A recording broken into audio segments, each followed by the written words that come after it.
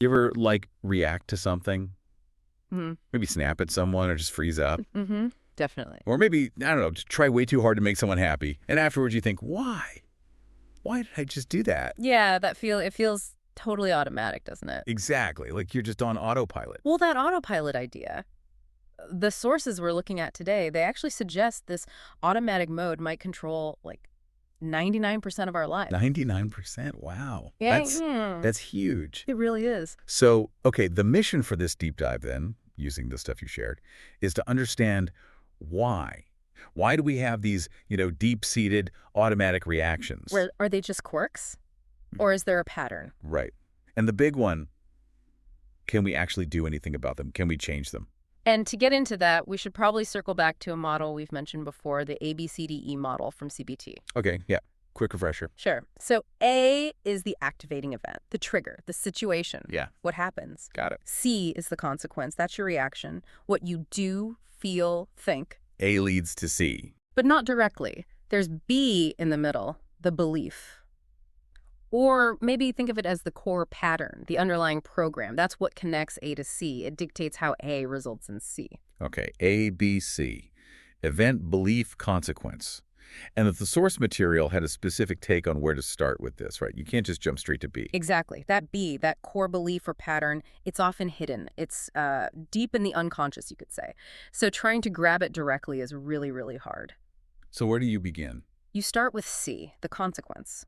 That's the part you can actually see, or at least become aware of more easily. Okay. So when A happens, that activating event, your C, your consequence, it shows up as a whole package deal. It's your behavior, what you do, it's your emotions, what you feel, and it's your automatic thoughts, what pops into your head. So C is like behavior, emotions, thoughts, all bundled together. Precisely. And those are the clues. They're the visible signs that point towards that hidden B. Okay, got it.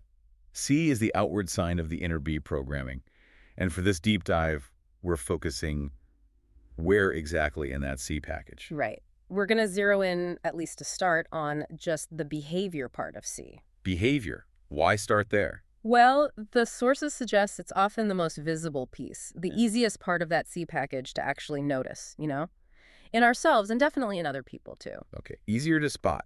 But why is focusing on behavior so important for changing things? Can't we just, work on our core beliefs directly?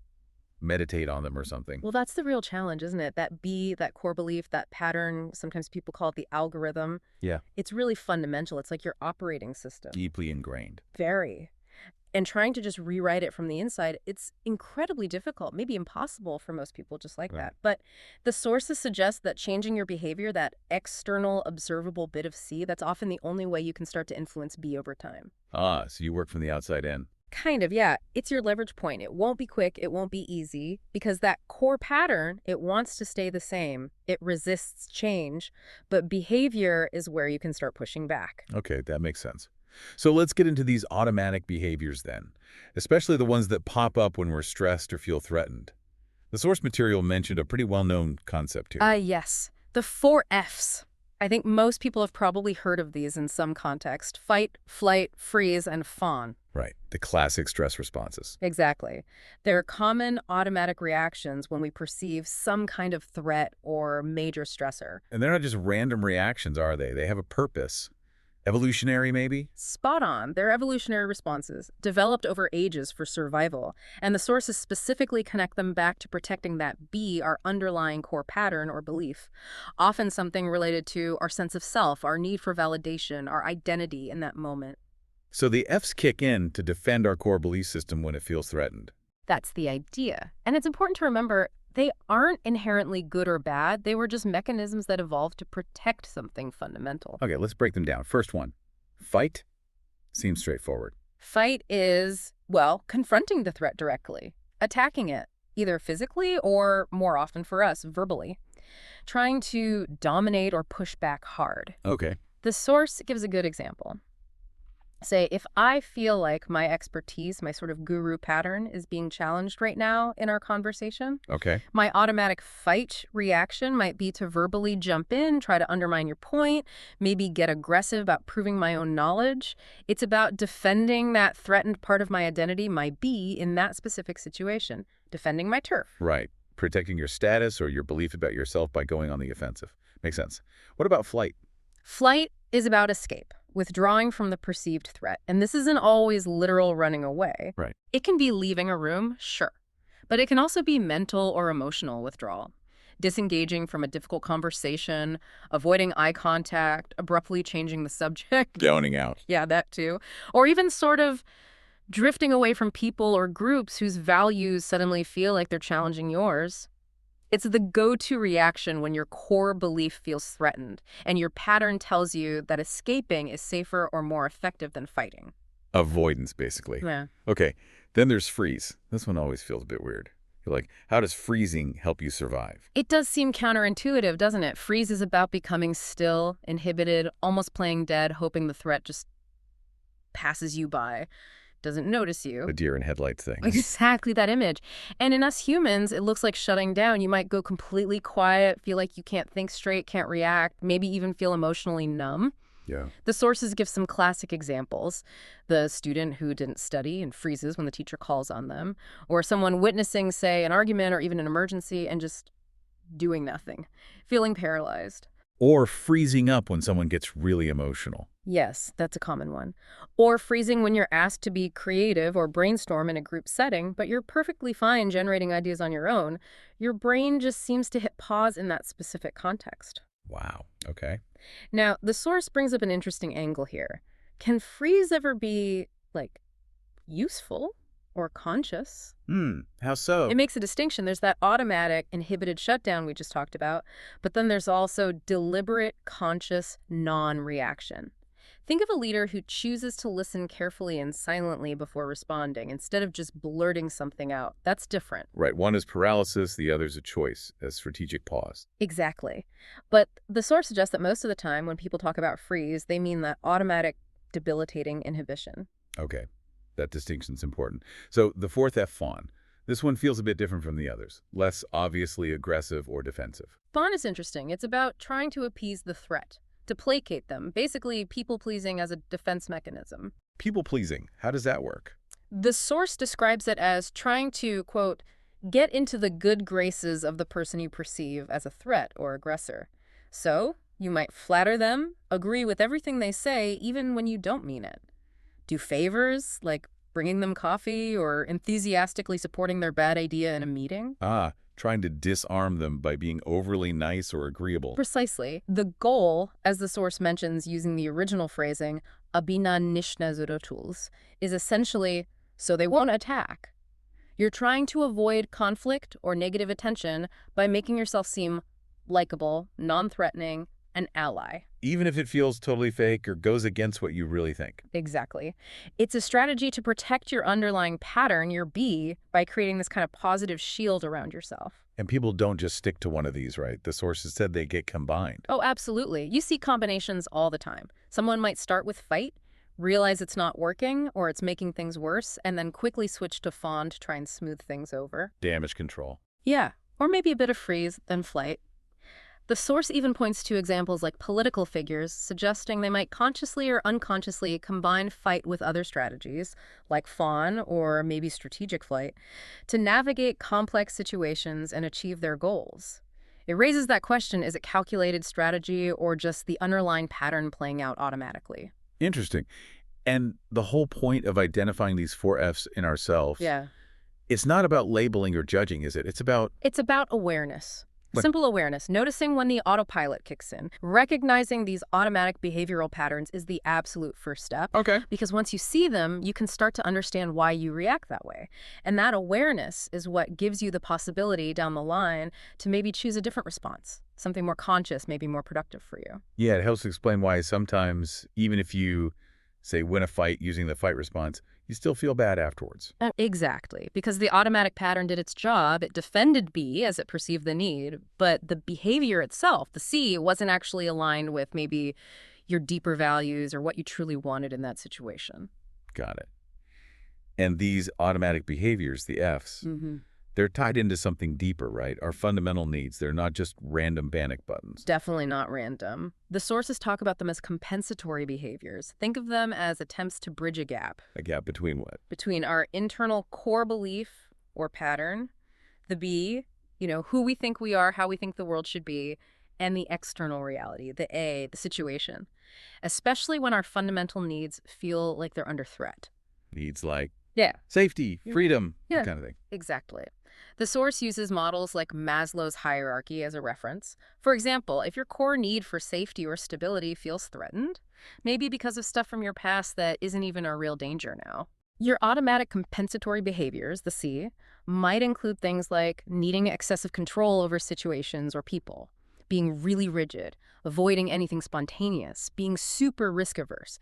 If you notice you do that a lot, it could be a clue that your B involves a belief that your safety is constantly vulnerable. So the behavior is automatically trying to create safety because the core belief says you're unsafe. That's the idea. Or take a higher level need, like freedom or autonomy. If your B involves a feeling that your freedom is constantly being maybe carried over from, say, having really authoritarian parents where pushing back was the only way to feel free. Sure. But then even now, when it might not be necessary or helpful, your automatic C behaviors might be things like extreme individualism, resisting any kind of cooperation, constantly challenging authority figures, or maybe even taking unnecessary risks just to prove you can and nobody can stop you. Wow. That really shows why just telling yourself, okay, stop being so controlling or just cooperate more is so hard. It barely scratches the surface. It doesn't address the root cause, that underlying belief and the perception that the need, safety, freedom, whatever it is genuinely under threat right now, even if objectively it isn't. You eventually have to challenge that core perception itself. Okay. Now, this is where it got really interesting for me. The source material says it's not just negative situations. We have automatic behaviors in positive situations, too. Absolutely. It's a crucial point. We don't just react automatically to threats, we also react automatically to good stuff, like getting praised, achieving something, receiving positive attention. And these positive reactions, they're driven by the same thing, that core belief B. Often, yes, they're frequently serving that same underlying core need for self-validation, that B. It's just coming at it from the other side.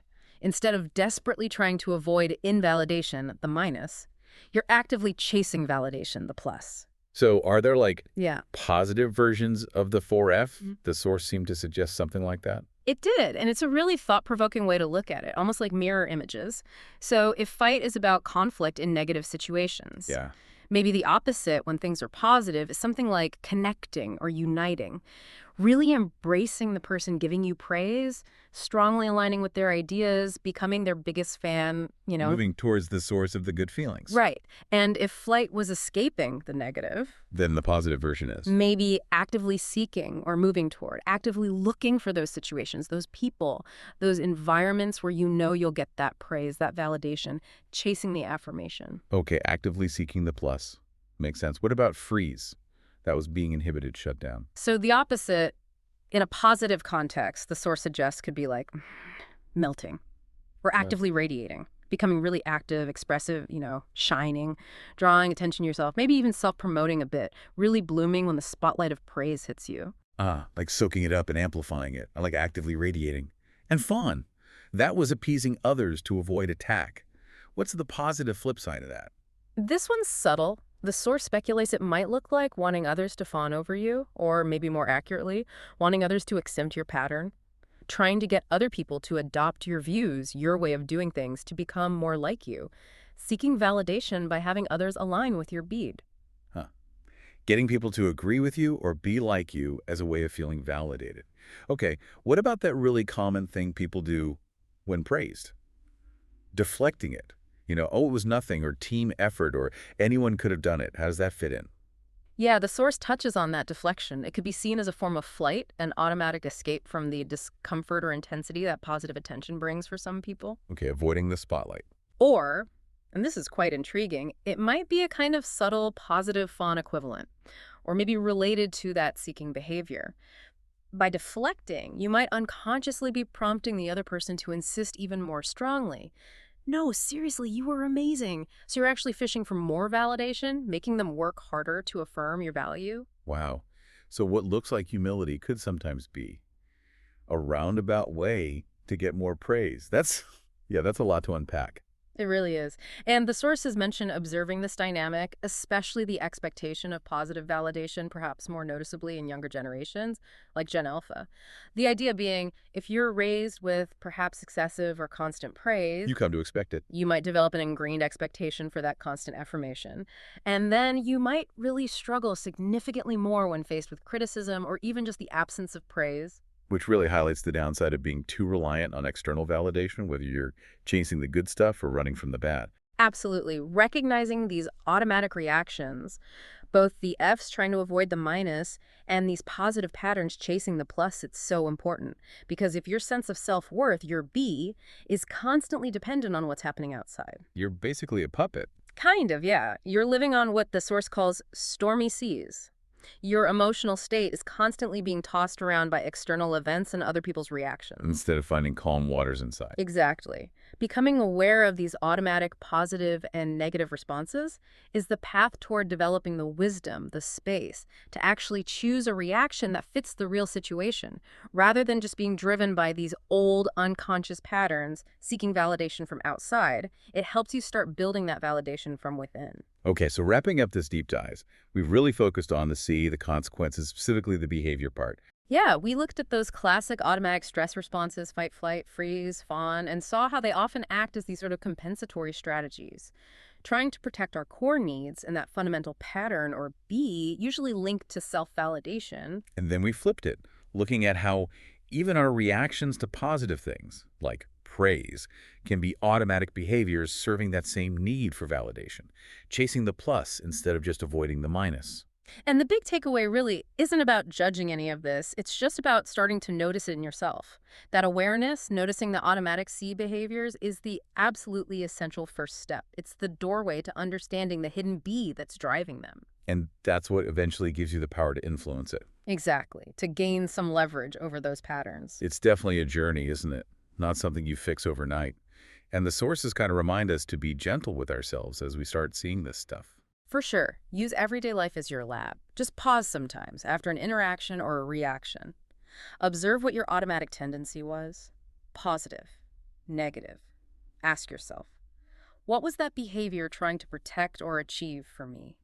Did I feel like I needed something from outside approval, safety, praise to feel okay right then? Because seeing the world clearly and seeing what pushes our buttons, both the positive and negative ones, Yeah. that's how we start to find that validation internally, right? Not just relying on the outside world. That's the path, yeah, towards building self-validation from within. It's this continuous process, really, a journey of self-discovery. An ongoing journey. Well, thank you for joining us on this deep dive into our automatic behaviors. It's clear we've really just scratched the surface of that C component. Absolutely. We focused on behavior today, but next time maybe we can explore those other parts of C, the automatic emotions and thoughts. That gets us even closer to understanding the B, that core belief system. Looking forward to that. Until then, here's something to think about. How many times today, maybe without even realizing it, did one of your reactions, fighting back, shutting down, trying to please, or even chasing praise, how often was automatically, quietly, just serving that deep underlying need for external validation?